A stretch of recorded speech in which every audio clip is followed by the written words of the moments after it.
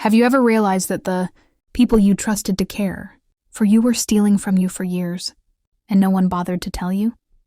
I swear that moment changed everything.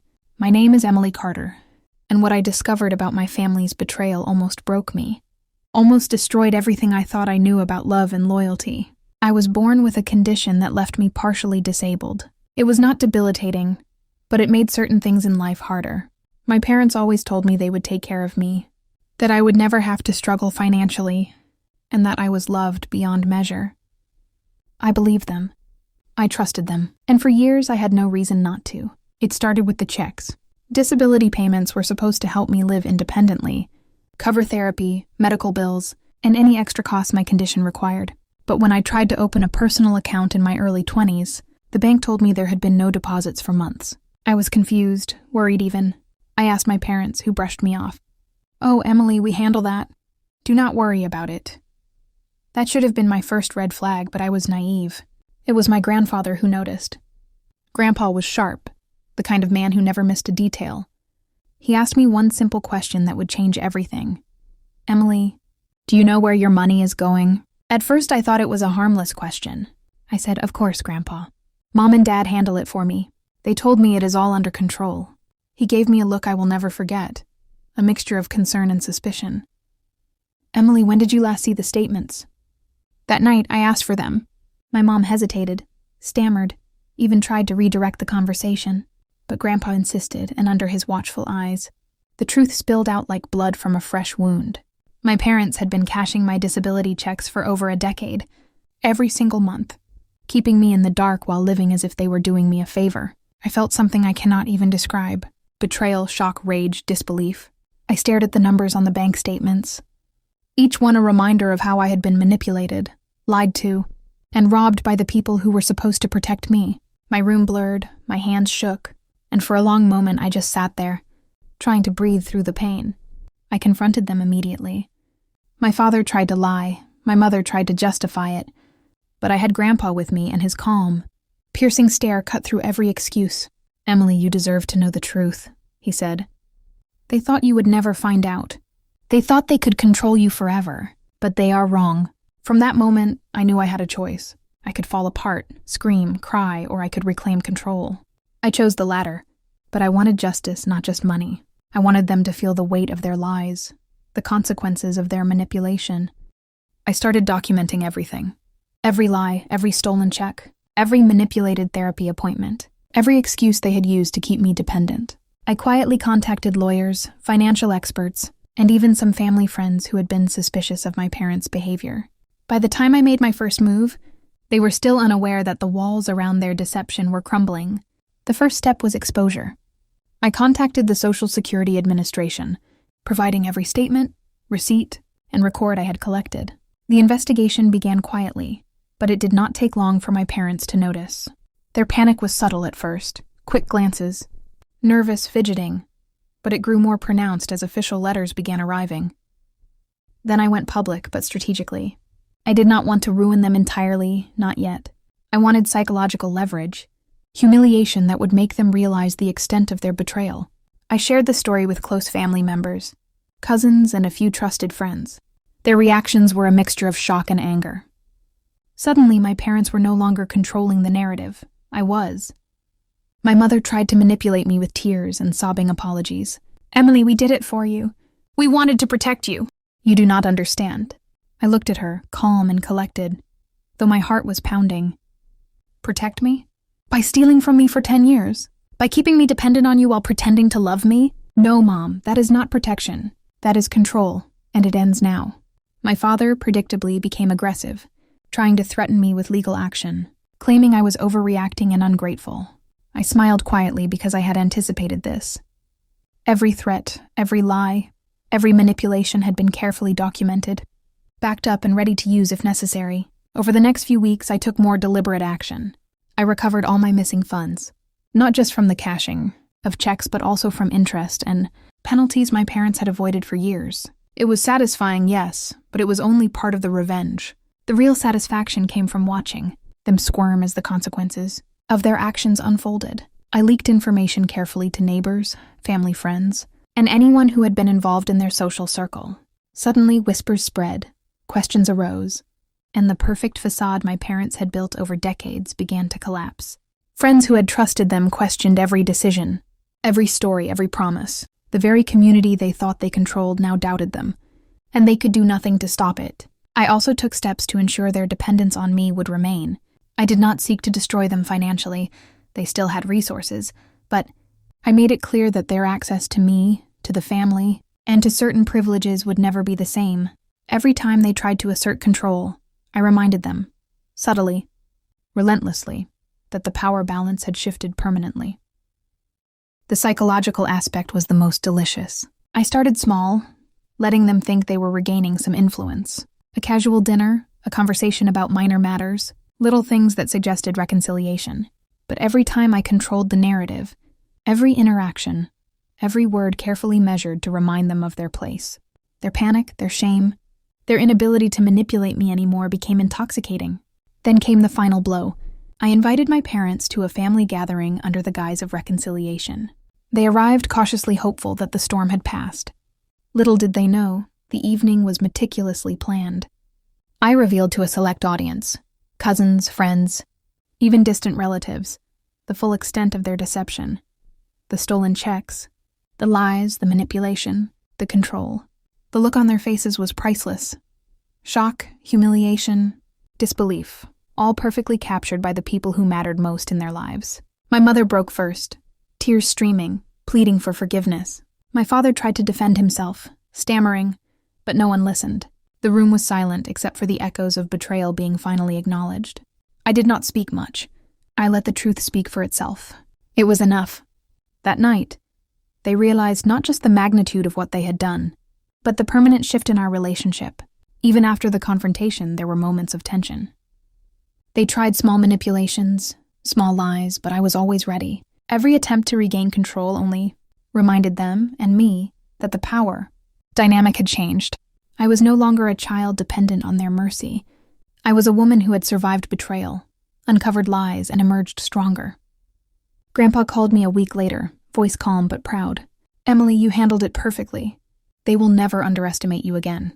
Never forget how sharp your instincts are, and how careful planning can turn injustice into justice." I realized then that revenge is not just about anger or punishment. It is about reclaiming your life, your independence, and your dignity. It is about proving to yourself that you can survive betrayal and manipulation, that you can outsmart those who thought they had power over you, and that you can emerge whole, stronger, and wiser. Life after that confrontation was strange. I had money, freedom, and control, but the emotional scars remained. I trusted cautiously, smiled cautiously, and kept my circle small but true. I used my funds to live independently, pursue my passions, and help people who had been wronged in similar ways.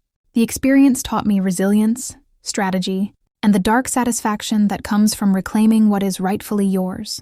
Sometimes I think about my parents, living in the same town, interacting with the same people, but now always aware of the truth that they cannot undo. Their smiles are forced, their conversations cautious, their manipulation no longer effective. And I think about the irony. They taught me everything I needed to know about survival, deception, and power. But I used it better than they ever could have imagined. Man, you have no idea how empowering it is to finally see clearly, to know the truth, and to act with precision. I learned that the people who are supposed to protect you can sometimes be the ones who hurt you most, and that it is up to you to reclaim your life, your independence, and your peace. I do not hate my parents, not entirely. There is a complex mix of anger, regret, and understanding, but I will never allow anyone to control me like that again. I have learned to protect myself, to plan meticulously, and to always anticipate betrayal. Every action I take now is measured, every relationship carefully evaluated, every trust cautiously given. This is my story, a story of betrayal, of deception, of stolen years, and finally, of revenge. I am Emily Carter, and I survived the people who were supposed to love me the most. I reclaimed my life, my funds, and my dignity, and I did it with precision, patience, and a cold, quiet determination that they will never forget. If you have ever been betrayed by the people you trusted most, or if you want to hear more stories of survival, revenge, and reclaiming power, make sure to subscribe. Remember this, sometimes the greatest lessons in life come from the people who hurt you, And sometimes, the most satisfying victories come from quietly taking back what was always yours. After that first confrontation, I knew I could not stop. I had tasted the truth, seen the cracks in their perfect little facade, and I realized that this was my chance not just to reclaim what was mine, but to make them feel the consequences of every lie, every stolen dollar, every moment they had controlled me. I started quietly observing them, cataloging their habits, their routines, their weaknesses. My parents had always believed they were untouchable, that I was dependent on them forever. That belief was about to be shattered. I watched them make mistakes, small ones, stupid ones, but enough to give me leverage. Every lie they told each other, every secret they tried to keep, I stored in my mind, ready to use when the time was right. The first move was financial.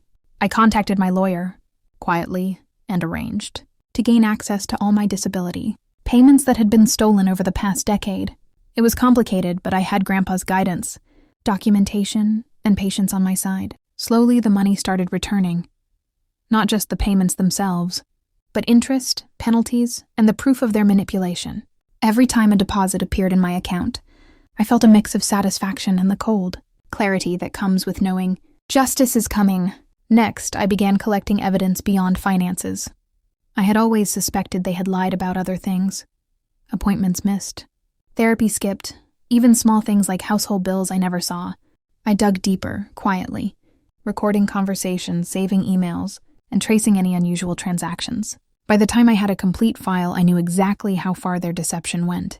They had been living off my life for years, pretending to be caretakers while actually exploiting me. I began testing them psychologically. Little by little, I introduced small changes into my life. I refused minor requests.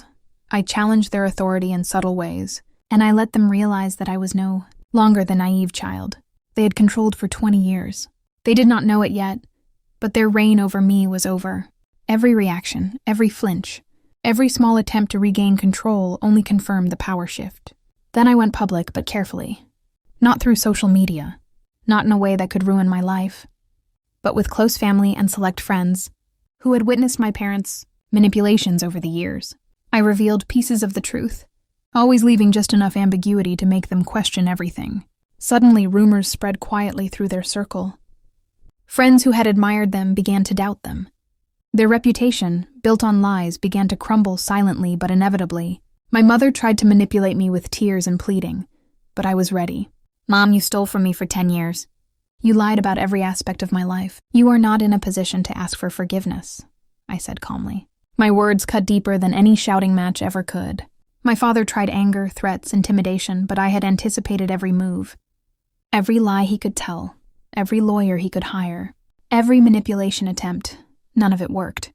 I had prepared for it all. One afternoon, I found myself sitting across from them at the kitchen table, Grandpa quietly observing from the corner. I laid out the financial evidence, the records of every stolen check, every manipulated transaction, and watched as their confidence crumbled.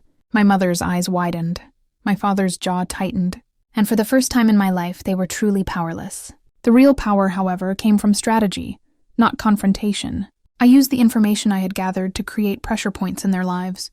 Friends who had trusted them were now questioning everything. Creditors they had ignored for years were contacted and reminded of their obligations. Neighbors, family friends, distant relatives. I let the truth leak slowly, like a river breaking through a dam. The panic on their faces when they realized they could no longer control the narrative was intoxicating. I also made sure to assert control over my own life. I opened my own accounts, started managing my own finances, and refused any further interference. Every time my parents tried to manipulate me with guilt or fear, I calmly reminded them that the power had shifted. I no longer needed them to survive. They had lost their leverage entirely. Then came the psychological part of revenge, the part I had been planning for months. I invited my parents to a family dinner under the guise of reconciliation. They arrived cautiously hopeful, thinking the storm had passed. Little did they know, I had meticulously arranged every detail. At the dinner, I revealed their deception to a select audience, cousins, old friends, even neighbors who had been subtly informed over the previous weeks. Their reactions were priceless: shock, disbelief, and humiliation, all mixed together in a way that no confrontation alone could have achieved. My mother broke first, tears streaming down her face as she begged for forgiveness. My father tried to defend himself, stammering and making excuses, but the evidence was overwhelming. Every stolen check, every lie, every manipulation, documented, verified, undeniable. The room was silent except for the sound of truth settling in, and I let it speak for itself. I did not have to raise my voice. I did not have to yell. Their guilt, their exposure, and their realization of their own powerlessness were enough. Over the following weeks, I ensured that the lessons stuck. Every attempt they made to regain control, every small manipulation was countered with calm precision. I documented interactions, kept evidence, and made subtle adjustments to maintain the upper hand.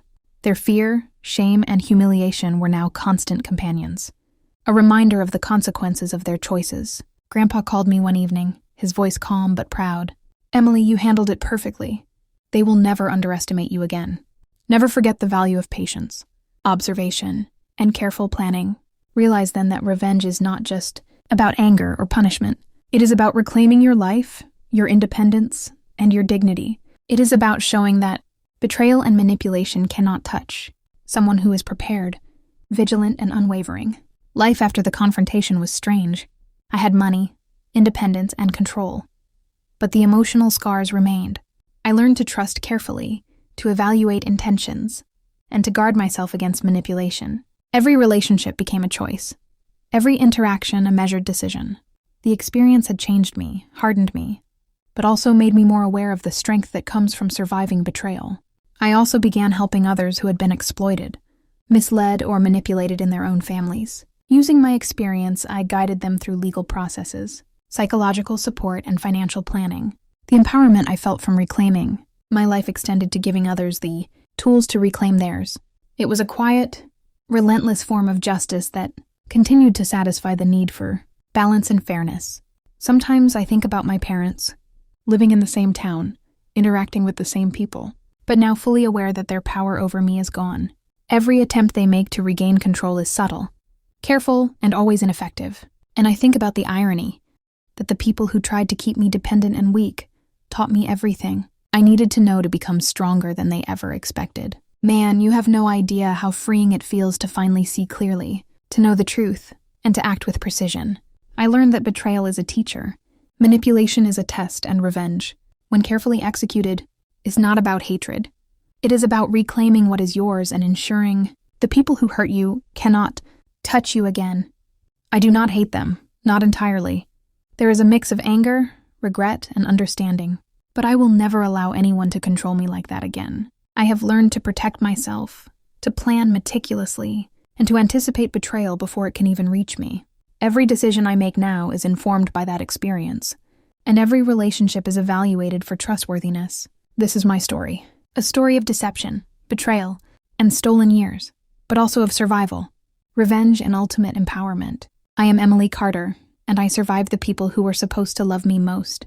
I reclaimed my life, my funds, and my dignity, and I did it with patience, strategy, and a cold, quiet determination they will never forget. If you have ever been betrayed by the people you trusted most, or if you want to hear more stories of survival, revenge, and reclaiming power, make sure to subscribe. Remember this, sometimes the greatest lessons in life come from the people who hurt you, and sometimes the most satisfying victories come from quietly taking back what was always yours. Even now, years later, I still think about that moment when Grandpa asked the one question that changed everything. "Do you know where your money is going?" That simple question uncovered a decade of lies, but it also revealed the truth about who I am. A survivor, a strategist, and someone no one can manipulate or control again. Man, you have no idea how empowering it is to finally reclaim control over your own life. I learned that betrayal is not the end of a story. It is the beginning of a transformation, one that can make you stronger, smarter, and more fearless than you ever imagined. And if my story teaches you anything, it is this: never let anyone steal your life, your power, or your truth. Fight for it, protect it, and if the time comes, take it back with patience, precision, and unshakable resolve.